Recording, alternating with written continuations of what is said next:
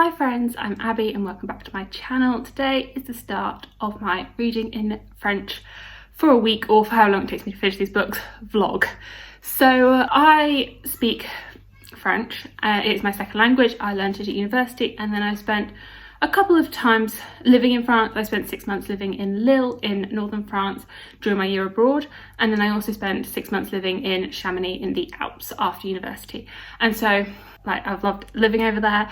I speak French for my job in the travel industry, so I speak with lots of hotels that we work with, but I feel as though I don't really get that much practice with day-to-day French. I just have the work language, the business French, and just don't really, my expansion of the general vocabulary isn't so strong anymore. And so I thought I need to spend some time and actually work on it a little bit. So I thought I would read a couple of French books, which is something I don't prioritise. I feel as though I like to read for fun and to relax, and sometimes reading in French is a bit more of not a chore, but it's a bit more of work for my brain because it's not as relaxing as reading in English. And the only way I can improve upon this is by reading in French more, and then it will hopefully become more and more relaxing because I get more and more used to reading in it. So I have two books that I'm planning on reading this week in this vlog. The first one is Le Petit Prince. This is a children's classic. I read it quite a few years ago, I think when I was in school, and I just thought, it would be quite fun to revisit it and just reread it. The other book I have is La Part de l'Autre by Eric Emmanuel Schmidt. And this is a reimagining of history as if Hitler got into art school in Vienna, which in reality he applied for this art school and got rejected. And this is looking at how history would be different if he was accepted into that art school. So this is my serious adult book, and I thought if my brain was tired I could mix it up with Le Petit Prince just as a change in pace, and hopefully that will help with my brain. I have started this. I read the first 10 pages this morning, and just to see what the writing style is like, and so far it's I found it okay to get into.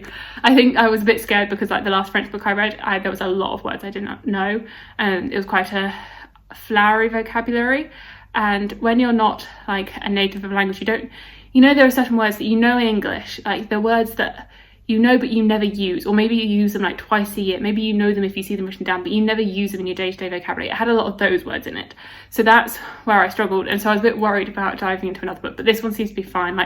From the 10 pages that I read, every now and again, there was a word I was oh, I'm not too sure what that means. But with all the other words around it, you can sort of guess the meaning of the sentence.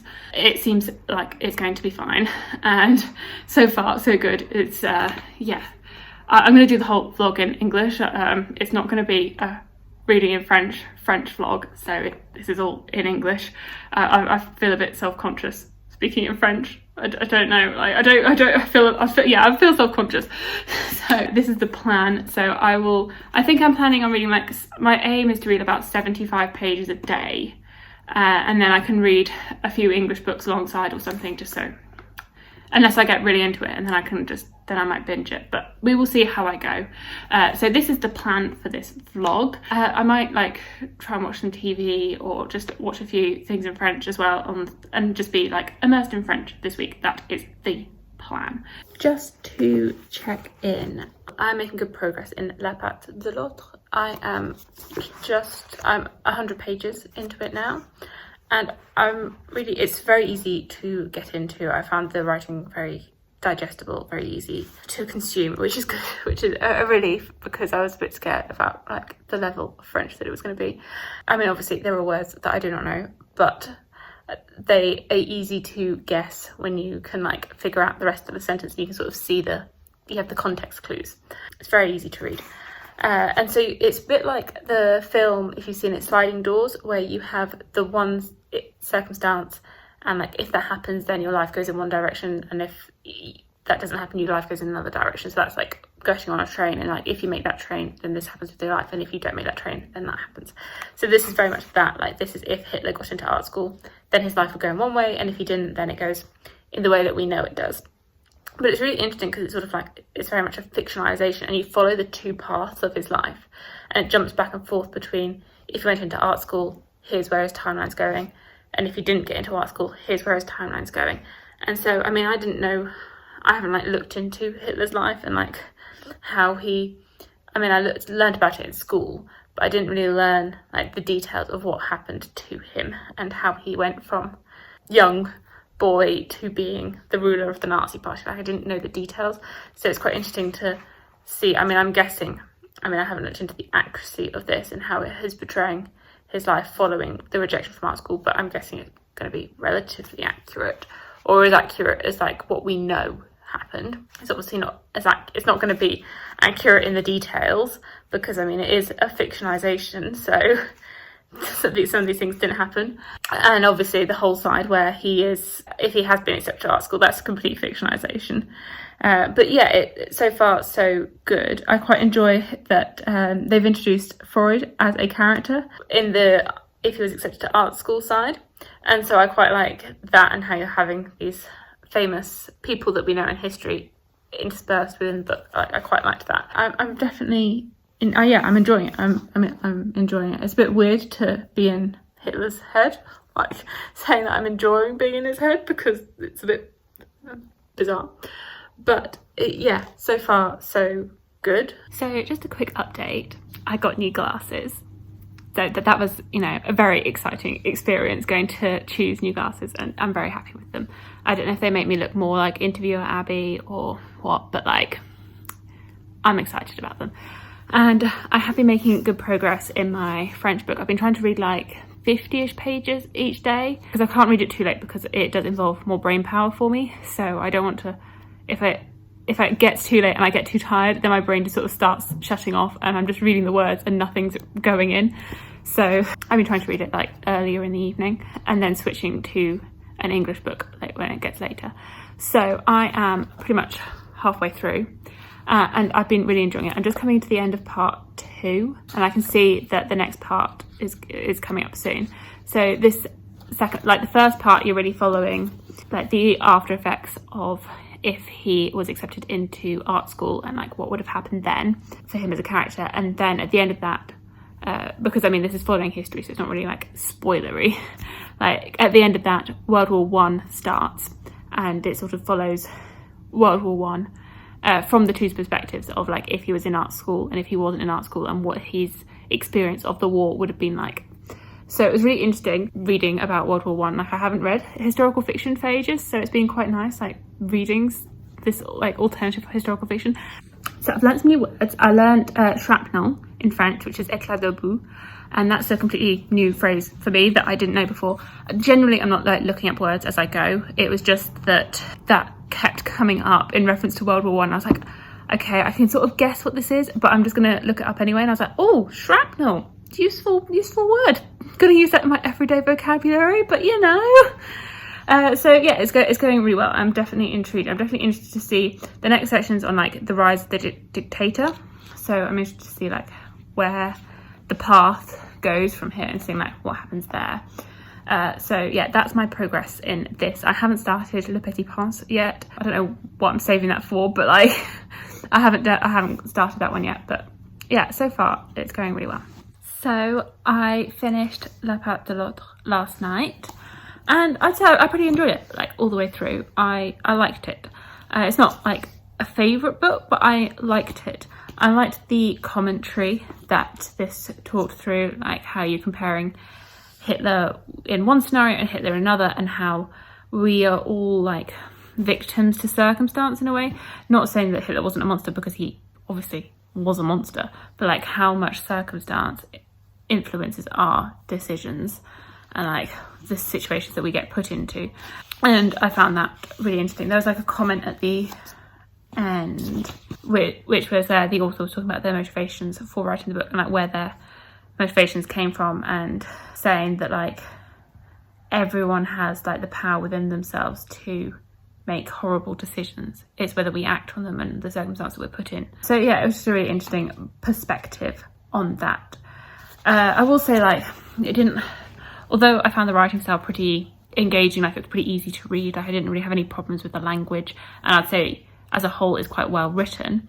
Some parts I didn't ever feel like I was addicted to reading. I didn't feel like I had to know what was going to happen next, because so much of it is a story that we know. Like half of this, because it's told in the two timelines, like half of this is Hitler as we know it, as we know his life, as we have studied it before in class. Like I knew the timeline of what was going to happen. I knew where it was heading. So you didn't have any like, or at least I didn't have any sort of like what's going to happen next, because I knew what was going to happen next. I knew where it was going because I knew the history. So I didn't have the, oh, what's going to happen, which I'd say like sort of made me less compelled in a way to keep reading. But that might just be a personal thing for me. As well, it was a bit weird being in Hitler's head. Like, it's not really a head I really want to be in, at least ever again. And it was really interesting. Like, obviously, I knew a lot of the history, but there is a lot that I don't know. Like, this really focuses on his like personal life as opposed to like the historic events. I mean, obviously it does go into the historic events, but it really focuses on his personal development and him as a person and what went on in his life outside of being a dictator. It really focused on like his relationships and that. I mean, I guess it is a fictionalization, so I don't know too much of it, but I did like, when things were happening, I did Google and I was like, oh, okay, so was this person actually in his life? Did these things actually happen? And to see how accurate this was. And I was like, oh, okay, that all did actually happen. And then the like alternative perspective was, yeah, I think it was an interesting perspective to follow of him as an artist. And it was interesting how like different characters were interwoven. So I mentioned before that Freud was interwoven in it. They also mentioned like the art movement in Paris at the time, which was just interesting seeing like different histories and how it could have panned out. So yeah, really interesting. I'd say it does like focus a lot on his sex life, and I'm like, I wanted them, I don't know, maybe coming in as someone that quite enjoys romance, but I like the romance where you have like the personal feelings and that sort of development, whereas this just seemed a bit crude in some places. Maybe it's how a man writes those scenes, that they're just blunt. I mean, not really, you didn't really get any detail, but I don't know, I just would have liked a bit less focus on that and just a bit more focus on like other things. I mean, I guess it's gonna happen, but I didn't really need to know. Maybe that is where I stand with that. So yeah, finished, complete. And it's been a while since I've read a French book, so I feel pretty accomplished with myself, which I'm feeling accomplished, which is great. I would recommend it if this sounds like something that you're interested in. I don't really read historical fiction, so it's not really my traditional genre, but if this is your sort of thing, then I would recommend it. I don't think there's an English translation as far as I can see, but when I was looking on Goodreads, it does seem to have been translated into quite a few other languages. If those are your native languages, then you might be able to find a copy in your language. But yes, I would recommend it. I'm now going to be reading Le Petit Prince this evening, which is like a childhood favourite. And for this one, I really want to see, because I read this, I think, 10 years ago. So I was 16 at the time. And my French has definitely improved since then. So from my memory of it, I remember reading it and I remember like understanding it all and enjoying it. But I want to be able to see like how easy it is for me to understand it and see how my level of French has improved and see if I have like a different connection with it to how I was then. Like, I think when I was a child, I read it in English. I then read it in French when I was like 16, and then now, and a lot of it I can't really remember. But I just want to be able to see like how my experience with the book has differed as my level of French has improved, and see if that affects my level of enjoyment, which you'd think that it would. You'd think that with a greater understanding of a language, you would have a greater enjoyment of the text because you're able to understand it more and see the words a bit more clearly and understand the writing style. But yeah, I just want to, I don't know how I can be critical about that, but that sort of thinking, it is interesting, like thinking how you see a text at one point in your life to how it improves. And I feel as though I'm somewhat less critical reading in French than I am in English because of it being my second language. I think in English I'm potentially more critical of the language and critical of the way things are written, whereas in French I'm more focusing on making sure that I've understood the sentence, understood what's happening, and understood where it's going, as opposed to thinking about how I would have phrased it or how I would have, if I like the writing style or the language. Like I'm not as critical. I don't know, how is that the same for other people? Like, are you more critical reading in your native language to reading in a second language? I would love to know if this is just a me thing, other people thing. Like, does it impact at all if you're critical or not? Hi friends. I don't why am I doing an intro? Ugh. Okay, so I have started Le Petit Prince, and oh my god, it's so cute. It's bringing me back so many memories. And as well, I'm having the feelings that I was hoping to feel, that it is easier than I remember. That when I read it when I was 16, I definitely remember looking up words or like checking things because I wasn't sure of certain things. So it's really nice like reading it now and thinking, I pretty much understand this whole sentence. I don't have any problems understanding pretty much any of the book. Like, it's all very straightforward. And so I would say it's really nice seeing that development in myself and my language learning, and that seeing how I have progressed. I mean, it's not something that I've been reading like regularly to see how I've progressed, but it's really nice thinking back to how I was when I was 16 to how I am now at 26, and seeing how I have improved, and seeing how my French skills have developed. So just like on a personal level, I'm feeling like proud of myself. So I'm like 50% of the way through. The first thing I found really funny when I was reading it was that you start off, I mean, I don't really know if you could really describe Le Petit Prince. I mean, I feel like it's quite a well-known book that a lot of people have read when they were children, but you're following this guy that meets this little prince who's from an alien planet, and just their experiences together. It's very cute. It's got little pictures interspersed throughout.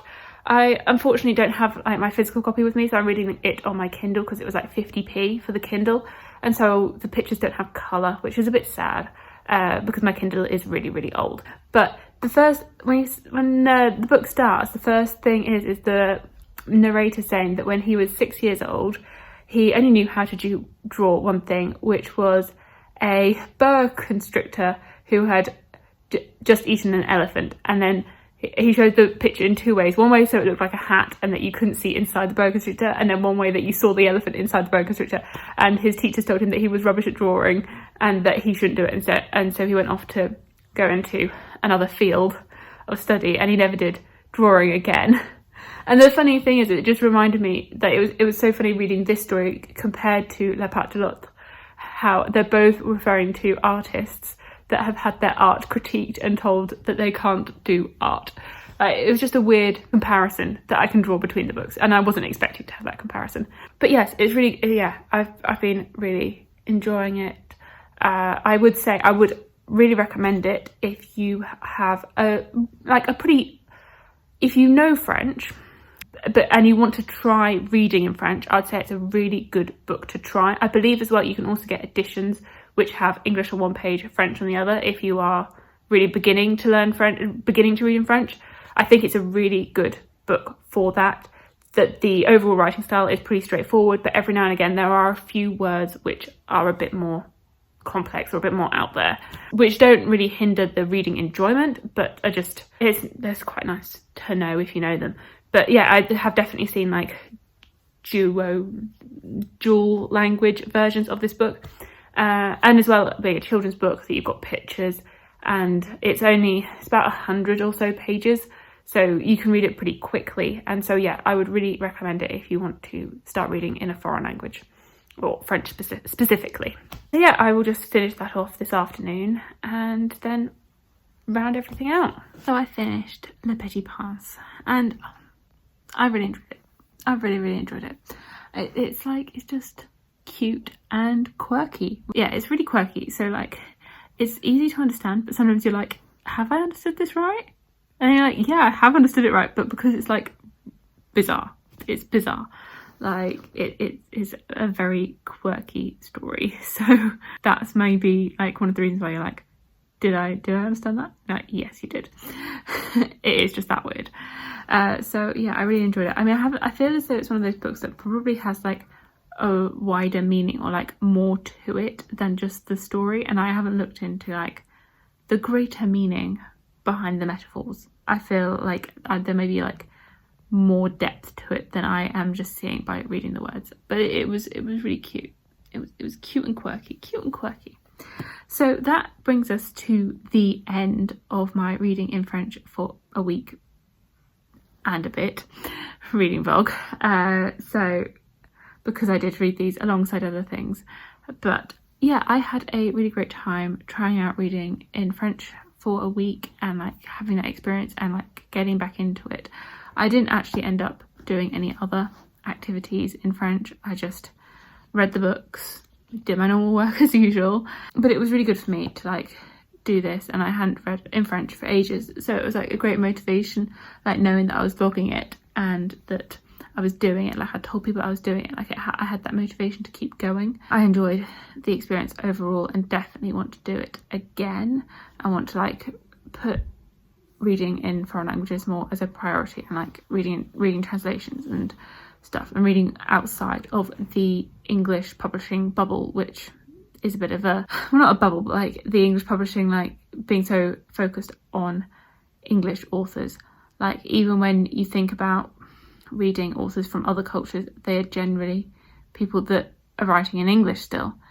That like R.F. Kuang writing an Asian inspired fantasy, she is still English, or she is still writing in English, she's still writing that language.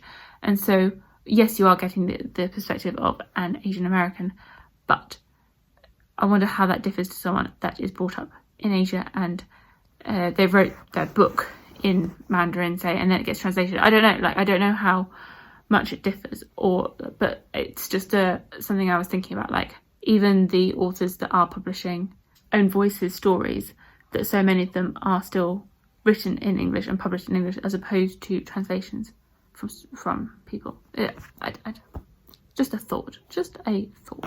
But overall, I had a really great time this week. I would definitely recommend Le Petit Prince if you want to get into reading in French and trying it out.